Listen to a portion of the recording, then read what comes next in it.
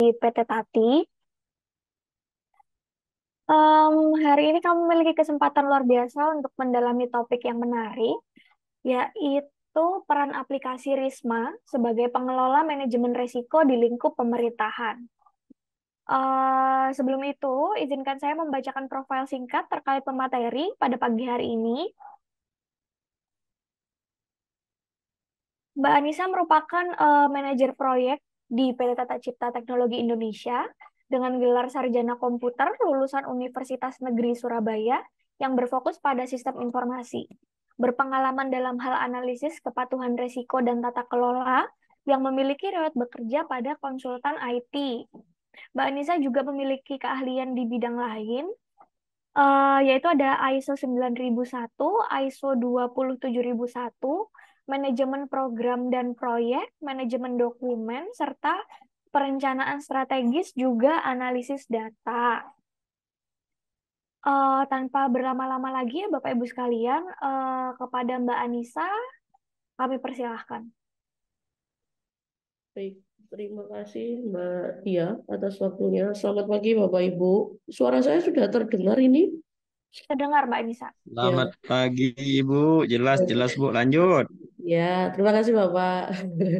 Saya mulai. Assalamualaikum warahmatullahi wabarakatuh.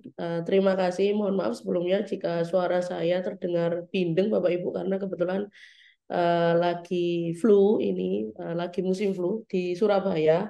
Semoga kita semua di pagi hari ini senantiasa dilindungi oleh Allah Subhanahu wa taala dalam kegiatan di pagi hari ini. Semoga apa yang saya sampaikan ini bukan berarti saya di sini paling paham terkait dengan manajemen risiko, tapi di sini kita sama-sama belajar Bapak Ibu.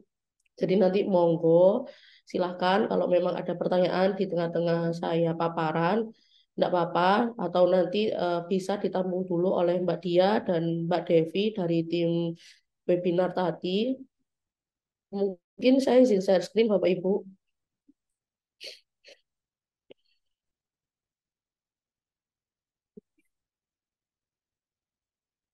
Sudah muncul Bapak Ibu? Sudah Mbak Anissa? Ya, baik. Sebelum itu saya mulai. Jadi di pagi hari ini Bapak Ibu dengan judul webinar peran aplikasi Risma sebagai pengelola manajemen risiko di lingkup organisasi. Agenda kita di pagi hari ini ada dua Bapak Ibu, yaitu peran penting manajemen risiko dalam mendukung penerapan SPBI di pemerintah daerah dan peran penting aplikasi Risma atau Risk Management dalam mendukung penerapan manajemen risiko SPBI di pemerintah daerah. Tapi sebelum kita menjelaskan atau sedikit sharing tentang apa itu aplikasi Risma dan bagaimana cara penggunaannya, kalau misal nanti Bapak Ibu ada yang tertarik untuk bekerja sama dengan PT Tati dalam hal implementasi manajemen risiko, kita persamaan persepsi dulu Bapak Ibu untuk apa itu manajemen risiko. Jadi kalau dari yang sudah saya pelajari selama ini ada tiga dasar hukum yang diacu dalam mengimplementasikan manajemen risiko SPBE, yaitu ada Perpres 95 tahun 2018 tentang SPBE, bagian kedua pasal 47, lalu ada Permenpan nomor 5 tahun 2020 tentang pedoman manajemen risiko SPBE, dan yang ketiga ada Permenpan 59 tentang pedoman manajemen pedoman pemantauan dan evaluasi SPBE. Lalu berikutnya, nah ini kalau dari bunyi dari Perpres 95 sendiri, yaitu ada 5 ayat Bapak Ibu, yang dimana sebenarnya manajemen risiko sendiri ini wajib untuk diimplementasikan di pemerintah daerah karena memang sudah diatur di Perpres 95. Lalu yang kedua ada di Permenpan 59 tentang pemantauan dan evaluasi. Sebagaimana yang kita ketahui bahwa setiap tahun Kementerian Pan-RB itu melakukan monitoring dan evaluasi. Nah, rata-rata nilai rendah dari pemerintah daerah itu ada di aspek kelima, yaitu penerapan manajemen SPBE. Yang dimana mungkin masih bingung bagaimana caranya mengimplementasi atau masih ada yang saya sudah Mbak tapi ternyata belum sesuai dengan peraturan yang sudah ditetapkan oleh pemerintah, tapi ada juga yang sudah Mbak, tapi ternyata belum sesuai dengan yang dimaksud oleh Kementerian Pan-RB. Nah, kalau untuk manajemen risiko sendiri ini, yaitu dari indikator 21 tingkat kematangan penerapan manajemen risiko SPBE. Rata-rata Bapak Ibu di sini nilai pemerintah daerah kalau sudah melakukan pemantauan di tahun 2022, mungkin di tahun ini juga sudah melakukan evaluasi, nanti bisa dibandingkan hasilnya ketika sudah menerapkan maupun belum. Rata-rata pemerintah daerah yang belum menerapkan itu pasti mendapatkan nilai 1 karena memang belum ada draft ataupun pedoman yang dibuat oleh pemerintah daerah tersebut. Cuman kalau misalnya nilainya 2, nah itu yang harus diperhatikan. Jangan sampai Bapak Ibu terkecoh dengan nilai 2. Bisa saja nilai 2 itu karena mungkin menurut menurut tim evaluasinya sendiri itu eh, mungkin bukti dukung tersebut bisa, tapi perlu dikembangkan oleh pemerintah daerah tersebut. Lalu yang ketiga yaitu ada dari Permenpan nomor 5 tahun 2020 yang di sini sebenarnya kenapa kok pemerintah daerah itu harus menerapkan manajemen resiko SPBE karena ada 3 permasalahan utama Bapak Ibu yang ada di instansi pusat maupun di pemerintah daerah yaitu belum adanya tata kelola SPBE yang terpadu di tingkat nasional maupun tingkat instansi pusat dan pemerintah daerah.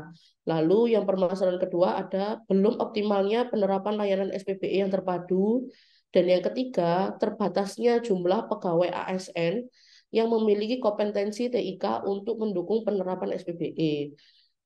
Nah, mengawali kegiatan kita di pagi hari ini, tidak afdal kalau kita tidak mengenal apa itu resiko. Sebenarnya resiko ataupun resiko SPBE itu adalah suatu kegiatan yang sama Bapak Ibu, hanya saja kenapa kok di sini ada SPBE-nya karena skupnya itu untuk mendukung sistem pemerintahan berbasis elektronik. Maka dari itu kalau dari pengertian dari Permenpan sendiri risiko SPBE adalah peluang terjadinya suatu peristiwa yang akan mempengaruhi keberhasilan terhadap pencapaian tujuan penerapan SPBE.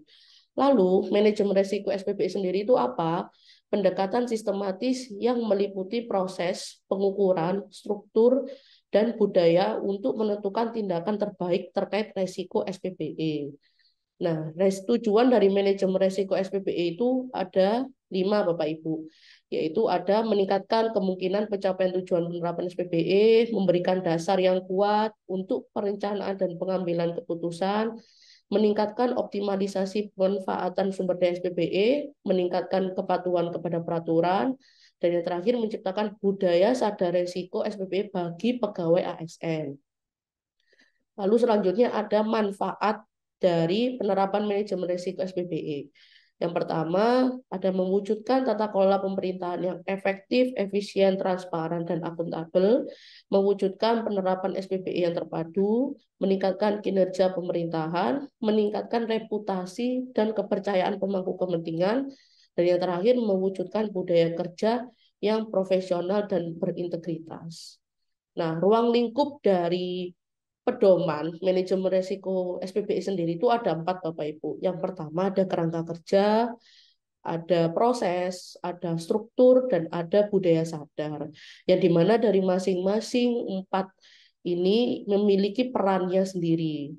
Setiap pemerintah daerah itu ingin mengimplementasikan manajemen risiko, wajib memiliki kerangka kerjanya dulu. Atau kira-kira landasan apa yang akan diterapkan di pemerintah daerah itu untuk mengimplementasikan manajemen risiko SPBE. Karena tanpa kerangka kerja atau tanpa pedoman, itu belum tentu Bapak Ibu bisa terarah dalam mengimplementasikan manajemen risiko itu sendiri. Lalu yang kedua ada proses. Nah, proses sendiri ini yaitu mungkin yang sudah Bapak Ibu ketahui sebenarnya setiap kali ada paparan dari Kemenpan, itu selalu ada pembahasan terkait dengan manajemen risiko yang di dalamnya itu adalah proses-proses yang harus dilakukan oleh Bapak Ibu ketika mengimplementasikan manajemen risiko. yang dimana itu ada kebijakan, prosedur, praktik terhadap aktivitas, komunikasi dan konsultasi, penetapan konteks, penilaian risiko, penanganan risiko, pemantauan dan review, serta pencatatan dan pelaporan. Lalu setelah proses, jangan lupa Bapak Ibu, setiap mengimplementasikan manajemen itu juga harus ada orangnya atau ada pegawainya yang menjalankan manajemen tersebut. Untuk apa? Untuk selalu menetapkan mutu baku yang ada di organisasi tersebut. Karena setiap kali pemerintah daerah itu menerapkan manajemen risiko, pasti banyak yang bingung, ini nggak ada orangnya Mbak, ini kita kekurangan ASN, kita kekurangan pegawai, sehingga kita bingung ini siapa lagi yang mau mengerjakan. Karena memang betul Bapak Ibu, pegawai atau struktur dalam mengimplementasikan manajemen itu perlu, penting, perannya sangat penting. Maka dari itu, struktur di sini itu adalah ex officio yang menjalankan tugas tambahan terkait manajemen risiko SBBE. Lalu yang terakhir, ketika sudah ada orang, sudah ada kerangka, sudah melakukan proses-prosesnya. Nah, yang paling penting terakhir yaitu adalah budaya sadar terhadap manajemen risiko SBBE. Nah, sebenarnya dari budaya sadar pun ini, Bapak Ibu, itu memang tidak menutup kemungkinan struktur yang sudah dibuat itu kira-kira apakah pegawai itu akan selalu sadar bahwasanya oh ternyata di pemerintah daerah ini sudah menerapkan manajemen risiko. Belum tentu pegawai di dinas lain, mungkin di Kominfo sudah menerapkan, di dinas lain itu sadar akan pentingnya manajemen risiko di dinas selain Kominfo, misalnya belum menerapkan. Misalnya di dinas pendidikan belum menerapkan, sehingga itu peran Kominfo sangat penting untuk selalu memberikan awareness atau sosialisasi pentingnya menerapkan manajemen risiko, terutama di layanan-layanan yang ada di dinas pendidikan, misalnya seperti itu. Lalu, nah jenis resiko sendiri itu ada dua Bapak Ibu, ada negatif dan positif. Nah kalau negatif itu ya resiko yang bisa menghambat pencapaian tujuan SPBE, misalnya permasalahan dalam penerapan SPBE. Nah kalau dari permasalahan ini, oh Mbak ternyata SPBE itu belum, selain Kominfo itu belum banyak orang atau dinas-dinas yang paham apa itu SPBE. Nah itu sebuah resiko Bapak Ibu, itu adalah sebuah resiko negatif. Kenapa kok itu resiko negatif? Karena itu bisa menghambat pencapaian tujuan SPBE yang ada di pemerintah daerah tersebut. Karena apa? Kalau memang banyak pegawai atau banyak dinas yang belum sadar akan pentingnya SPBE itu diterapkan, berarti kira-kira apakah arsitektur dan peta rencana yang sudah disusun itu akan bisa berjalan? Belum tentu. Mungkin saja ada beberapa OPD yang sudah tahu SPBE itu buat apa, karena memang sekarang SPBE sendiri itu perannya sangat penting Bapak Ibu dalam menyusun anggaran, menyusun arsitektur, karena dari Kementerian Pan-RB sendiri ingin menyelaraskan, ingin mengintegrasikan antara anggaran yang di pemerintah daerah itu harus tertuang di peta rencana SPBE. Begitu juga dengan kondisi existing yang ada, itu sangat diperhatikan oleh Kementerian Pan-RB. Maka dari itu kenapa Kementerian Pan-RB itu mengeluarkan adanya metadata Abacus yang bentuknya Excel itu. Nah, itu merupakan salah satu alat ukur untuk Kementerian Pan-RB agar kementerian itu bisa mengetahui kondisi, oh ternyata di daerah ini secara data itu kurang lebih hampir seluruhnya belum tersimpan di server atau di database. Berarti, nah ini kenapa kira-kira permasalahan? Nah itu merupakan salah satu contoh resiko negatif untuk Kementerian Pan-RB maupun pemerintah daerah tersebut. Nah, kalau untuk resiko yang positif, yaitu resiko yang dapat meningkatkan atau berpeluang bisa men, meningkatkan keberhasilan pencapaian tujuan SPBE, misalnya tren revolusi TIK 4.0. Nah, di sini mungkin banyak juga dari beberapa pemerintah daerah yang sudah mulai menerapkan, oh layanan ini sudah didukung oleh aplikasi. Nah, itu kira-kira resiko positifnya apa, peluangnya apa? Oh, ternyata resiko positifnya nanti pengguna layanan itu tidak perlu melakukan atau datang ke kantor untuk mendaftar terkait apa gitu. Nanti kalau misalnya ingin mengurus surat nikah, nah itu misalnya kalau di Surabaya sudah tidak perlu lagi ke kelurahan karena sudah ada aplikasi yang mengcover layanan surat nikah itu.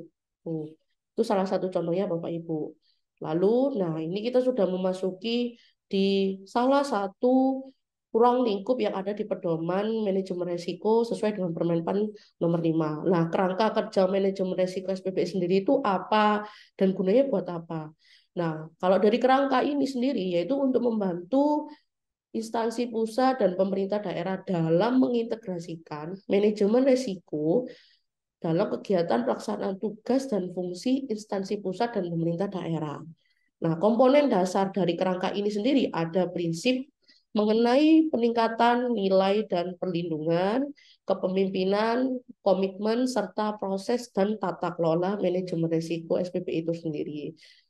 Lalu yang kedua ada proses. Nah, proses ini itu peran pentingnya atau ini yang seharusnya sudah mulai diterapkan oleh Bapak Ibu sekalian karena memang proses manajemen risiko ini adalah yang sesuai ada di gambar sebelah kanan ini Bapak Ibu. Memang sangat kompleks kalau saya bilang ketika diimplementasikan di pemerintah daerah karena beberapa saya pegang dinas di beberapa pemerintah daerah ketika mengimplementasikan manajemen risiko entah itu berbasis Permenpan maupun ISO 31000 bahkan ISO 27001 terkait dengan keamanan informasi itu memang sangat bisa dibilang susah Bapak Ibu karena budaya yang belum biasa dilakukan oleh organisasi tersebut itu harus berubah ketika mereka ingin melakukan hal ini. Karena apa?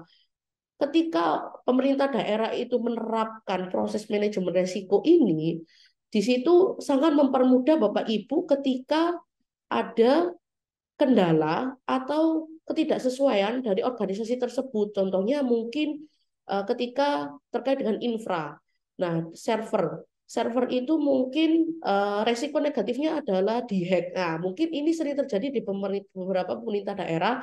Website profil dinas itu sering, Mbak, jadi web judi. Nah, itu salah satu resiko negatif, Bapak Ibu. Nah, itu kira-kira mitigasi resikonya bagaimana? Nah, ketika Bapak Ibu menerapkan manajemen resiko seperti ini, enaknya apa? Bapak Ibu itu sudah tahu. Oh, ketika ada serangan web, nah, mitigasi resikonya apa? Penanganan resikonya itu seperti apa? Semua itu tercover di satu proses yang sebesar ini, Bapak Ibu. Karena memang setiap kali OPD itu mau menerapkan ini, itu memang butuh waktu yang lumayan panjang dan mungkin meluangkan waktunya itu harus banyak karena harus mempelajari kira-kira resiko negatifnya apa, resiko positifnya apa, bahkan identifikasi resiko sendiri itu Bapak Ibu, itu juga dibagi dua.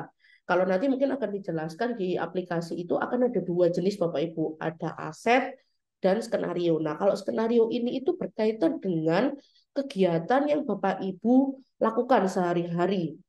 Loh Mbak, berarti saya itu sebagai staf itu juga punya resiko. Iya Bapak Ibu. Bapak Ibu sebagai staf itu juga punya resiko. Resiko dari sisi kegiatan.